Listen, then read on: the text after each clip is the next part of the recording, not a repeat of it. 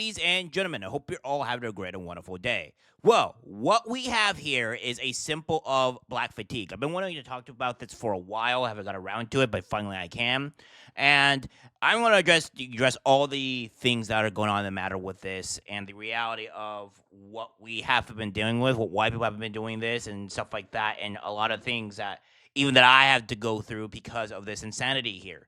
And this is going to explain into why a lot of people are fed up with black people and just their shenanigans and their BS and their entitlement, their privilege, etc. Because it's insane. What we have here is from Dominique Felder. A lot of people have black fatigue, and not all of them are white people. Let me explain. Black fatigue. This video might make you uncomfortable, but it needs to be made. There's a growing sentiment, most recently, of individuals who are proclaiming they do have black fatigue. And you don't have to be a non-black person to have black fatigue. What does that phrase actually mean? Essentially, black fatigue is a growing weariness of the actions of the quote unquote black community. But it goes deeper than that because we are in 2025 now, and we are being judged based on the content of our character and not the color of our skin. But the interesting part is the lie that's been sold to the black community in particular is that the color of our skin dictates the content of our character. That's why in the black community, sometimes you'll hear people say, oh, you are acting white when they're talking to someone like myself who doesn't act the way most people would expect a conventional black person to act. I'm pausing this here because I get this a lot from people that are, even from other black people, to where like you're not acting this certain way. You're not acting this particular way. I'm like, okay. So the only other way that I could possibly take this, right, is that if I'm not acting this certain way, that means I'm not acting a fool. I'm not acting ignorant. I literally had somebody call me or somebody tell me that, like, why don't you act more ignorant? Because his perception was of black people are always acting ignorant or acting stupid. This is insanity, and that's racism in itself for assuming that black people always act like this. However, at the same time, you can't really dislodge that or say no because a lot of black people do act like this. If a black person is not rapping, if a black person is not acting in a certain way or twisting his words or not being super articulate or always cussing all the time, then that is a normal thing for black people to do. That you say, oh, you're just not black or you're this or you're that. And I'm like, the problem with this is that that people have an expectation for black people to steal, to rob, to unalive someone, to do all these criminal level stuff, or to act thuggish, or to act stupid, and that is a problem. This is what the black people or the black community portrays themselves to be a lot of the times. And I'm not saying all black people do this, but like for me, for myself, I cannot stand how often black people act like this. And of course, when you make them take for accountability, they lash out on it all the time. In their minds, there is a correct way to act black. And the people in your ethnic group who fulfill those very negative stereotypes, those are the ones who are going to essentially drag down the collective whole. And that's why there's individuals who are black who do and can have black fatigue, because they see how damaging it is to see the worst of us attract all this negative attention that then unfortunately gets ascribed to the entire race all too often. But what's unfortunate is here in 2025, now we have to contend with the fact that there's people who are so sick and tired of seeing those negative aspects, those negative individuals in the black community attracting all this attention. That's what is spurring this black fatigue. I think it's something that needs to be talked about. And until we turn inward and address the issues in our own communities, I fear that this is only going to continue and get worse. And that's exactly what the powers that be want. They want to have us against each other instead of us against those who are really pulling the strings in the background. I disagree with this black man. This black man here, because the point being is that it's the negatives are always outweighing the positives. The issue that we have is that we have too many black people being the negatives than that is the positives. Now, you could say like there may be a small group or whatever. It doesn't matter. You have like whenever I see a black person, a lot of times that what I see a black person is they're either sagging their pants or looking thug or like or what have you. Or when you see them have dreadlocks, you will have an automatic assumption of what they may be because of the constant thing that black people portray themselves all the time, and that's an issue. Now, this is not all black people, and I'm not saying all people with dreads technically do this, but if you think about it this way. You notice the actual what the difference is between black people's hairstyle when they're speaking like this, and then versus the black people hairstyle when they act a fool. It's normally a lot of times when black people have dreads, there's going to be some type of negative stereotype or whatever towards them because they tend to act this way. Whereas when you don't have people that have dreads or do this, they don't act in this certain type of manner. And that's what we have here. We have another one here. This is from a black woman speaks about the new trend of black fatigue on the internet. Let's see what she has to say here. Let's talk. This is the first time I'm hearing this phrase on TikTok, but I could use context clues and understand what it is. So, funny story, I'm scrolling on TikTok, minding my own business, just getting lost in the videos, and a white woman pops up in my algorithm and it's titled Black Fatigue. And I'm like, this should be interesting. Now, this is a creator that I've really grown to respect their videos. Basically, in her video, she's calling out the black community for different ignorant things that we do. And it's not just her. I've seen a lot of white people on this app kind of come out. It's almost like raise your hand if you've been personally victimized by Regina George type of videos.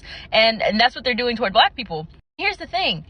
The videos that I've personally seen is not racism. It's accountability. It's one of those to where they are tired. They are fed up to where they have opened their camera and they start confessing the things that agitate them about the black community.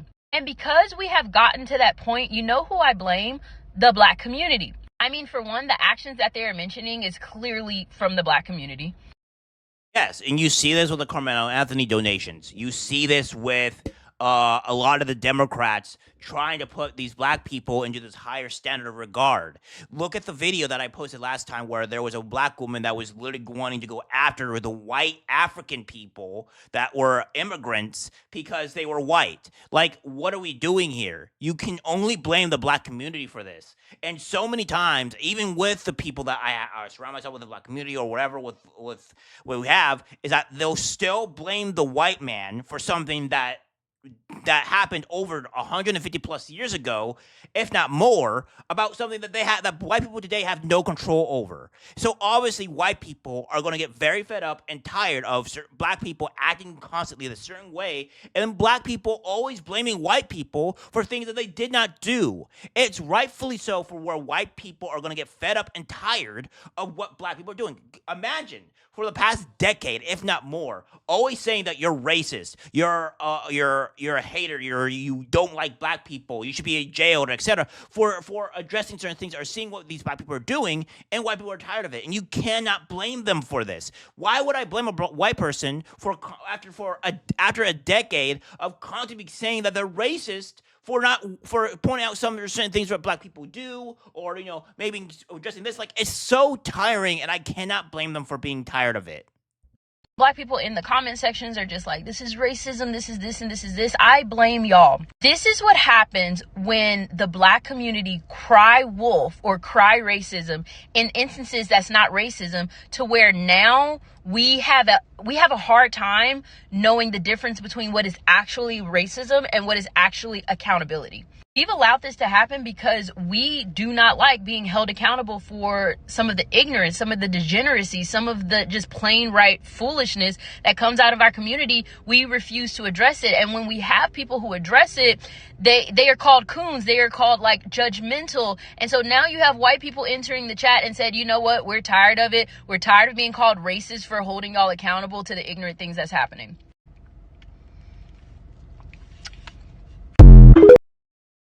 Yeah, it is true. And it's crazy that we have people that are just constantly like this, where it goes on. It's like black people have to look inward, and they have to fix the problems. They have to address it, because it's only going to make things worse. This guy here says, apparently black fatigue is also a thing on TikTok. This man shares, why would you agree? Fatigue. It's all over my FYP page. Thank you. I am so happy that this is being brought up. And oh, by the way, for us white people that have been around the block a long time, This isn't new to us.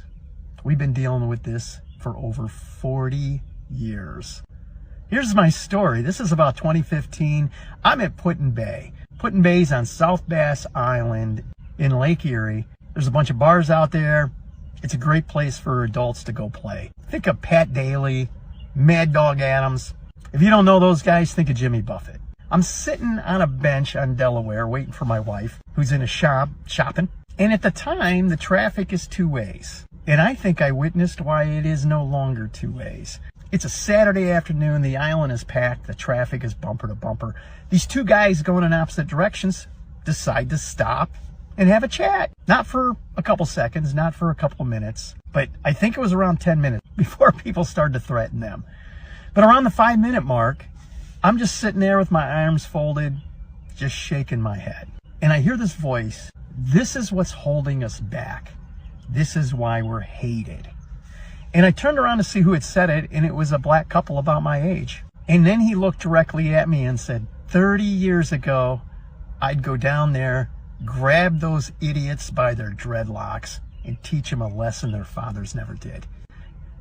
And I looked at him and went, 30 years ago, I'd have been right there with you. I have hated this type of behavior my entire life. I've never gotten it. How self-centered do you have to have no respect for any other human being? It's all about you. These are the people I've spent my life avoiding.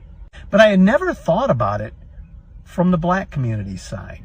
And I gotta say, it sucks a lot more for you guys than it does for us white people, because you're associated with it, right? There are a lot of whites that just put you all together.